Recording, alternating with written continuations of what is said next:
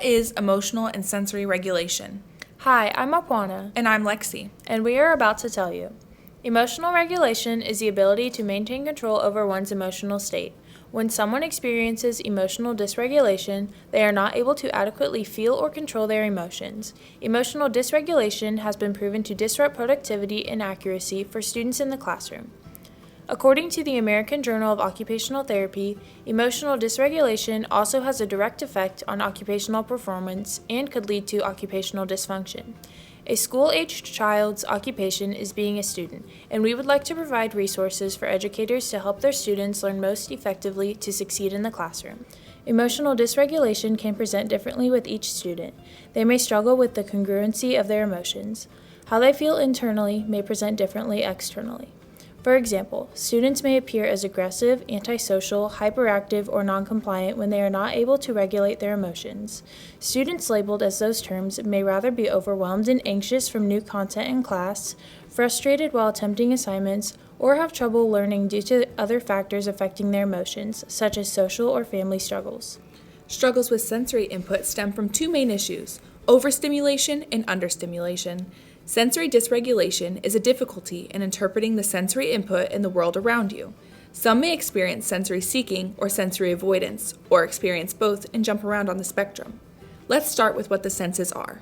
There are 8 sensory systems: visual, anything that you see or utilize your eyes for; auditory, hearing different sounds such as talking or hearing a fan in the room; tactile, the sense of touch, feeling the clothes on your skin; olfactory, the sense of smell, whether that be the smell of warm cookies or an overwhelming odor; gustatory, the sense of taste; vestibular, the sense of balance; propioception, awareness of your body in space. If you close your eyes, can you still bring your pointer finger to your nose?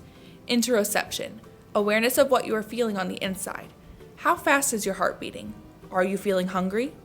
How do these sensory systems play into sensory processing? When a child is overstimulated, they may have hypersensitivity to the world around them and be sensory avoiding.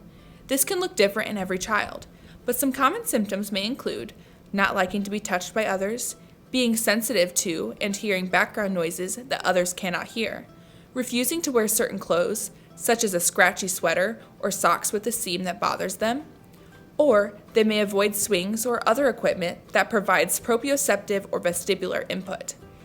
On the other end of the spectrum, when a child is understimulated, they may be sensory seeking. This can also look different in every child, but has common symptoms such as jumping, skipping, hopping, crashing into objects, touching others and objects often, seeking or making loud noises, and preferring rough play.